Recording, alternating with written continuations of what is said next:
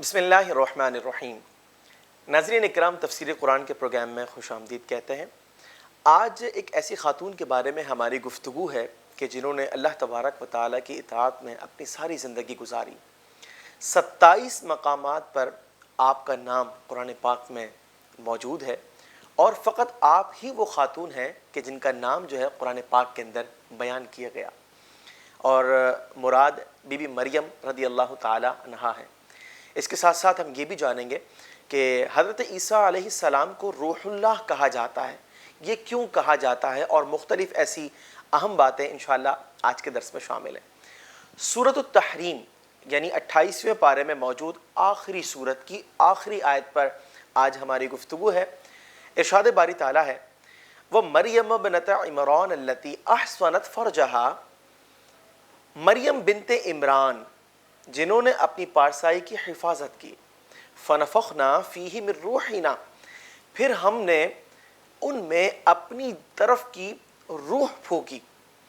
وَصَدَّقَتْ بِكَلِمَاتِ رَبِّهَا وَكُتُبِهِ، اور اس نے اپنے رب کے کلمات اور کتابوں کی تصدیق کی، وَكَانَتْ مِنَ الْقَانِتِينَ، اور وہ فرما برداروں میں تھی۔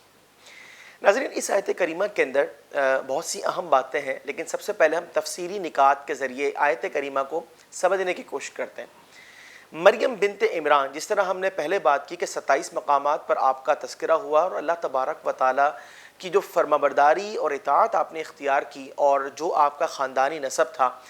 آپ کو اللہ تعالیٰ نے بڑا ہی بلند مقام عطا فرمایا، اور انشاءاللہ احادیث کے ذریعے بھی آج ہم اسے سماعت کریں گے۔ اللہ تبارک و تعالیٰ نے فرمایا کہ انہوں نے اپنی پارسائی کی حفاظت کی۔ ناظرین، آپ کی زندگی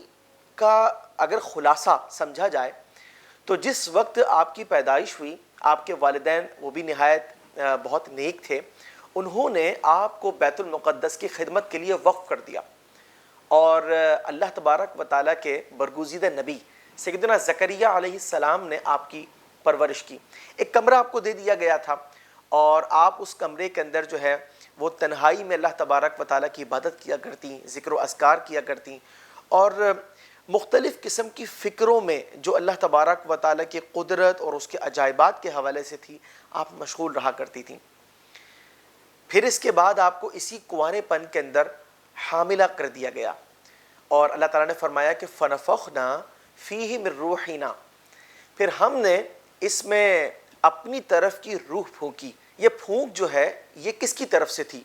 تو در حقیقت سیدنا جبرائیل علیہ السلام جو ہے وہ انسانی شکل میں آئے تھے۔ آپ بہت حسین صورت میں تشریف لائے، اور فرمایا کہ اللہ تبارک و تعالیٰ نے اس طرح جو ہے وہ آپ کے حمل کا سلسلہ رکھا۔ چنانچہ مشہور قول کے مطابق آپ کی گریبان میں سیدنا جبرائیل علیہ السلام نے اللہ تعالیٰ کے حکم سے پھونک ماری، جس کو قرآن پاک میں اس انداز سے بیان کیا گیا کہ ہم نے اپنی طرف کی روح جو ہے وہ پھونکی۔ سیدنا عیسیٰ علیہ السلام کو جو روح اللہ کہا جاتا ہے، اس کی بنیادی وجہ یہ ہے کہ آپ کو روح الامین، جو کہ حضرت جبرائیل علیہ السلام کا لقب ہے، ان کی پھونک سے چونکہ آپ کا حمل ٹھہرا، اس وجہ سے آپ کو روح اللہ کہا جاتا ہے۔ اور ناظرین، اس میں بڑا اہم درس جو ہے وہ یہ ہے، آیت نمبر 12 جس پر آج ہم گفتگو کر رہے ہیں، اس سے پہلے آیت نمبر 11 میں حضرت بی بی آسیہ رضی اللہ تعالی عنہا کا تذکرہ ہے، جو کہ فرعون کی بیوی تھیں۔ بیسیکلی بات یہ ہے کہ علماء فرماتے ہیں کہ اللہ تبارک و تعالیٰ نے ان دونوں شخصیات کا، ان دونوں خواتین کا جو تذکرہ فرمایا، بی بی مریم کا نام کے ساتھ، اور بی بی آسیہ کا کہ وہ فرعون کی بیوی، ٹھیک ہے، تو ان دونوں کا جو تذکرہ فرمایا، اس تذکرے کے اندر بیسیکلی میسج یہ ہے کہ وہ تمام خواتین کہ جن کے شوہر نہیں ہیں، وہ بیوہ ہیں، یا وہ خواتین جو شوہروں کی وجہ سے کمزور ہیں، جیسے بی بی آسیہ جو ہے ان کا شوہر جو تھا وہ فرعون تھا، بڑا ظالم شخص تھا، تو آپ اس کی وجہ سے بہت کمزور تھیں۔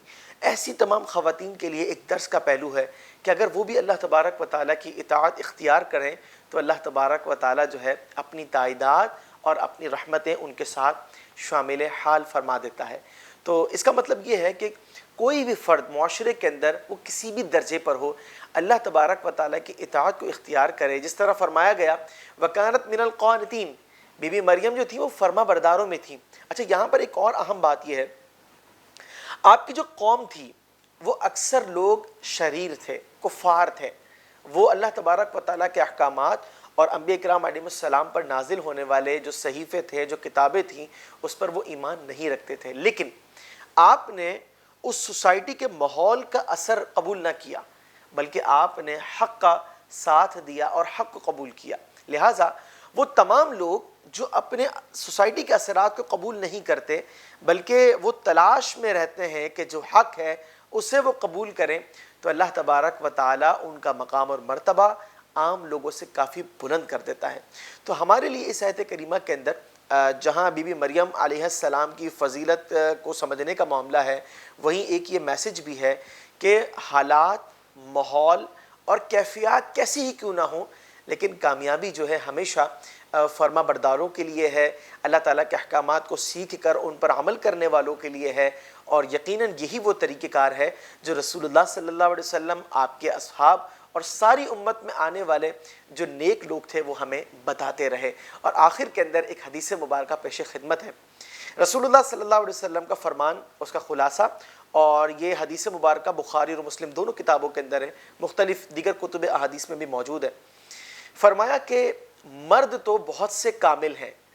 لیکن خواتین صرف 4 ایسی ہیں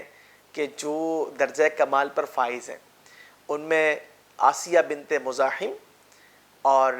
مریم بنت عمران،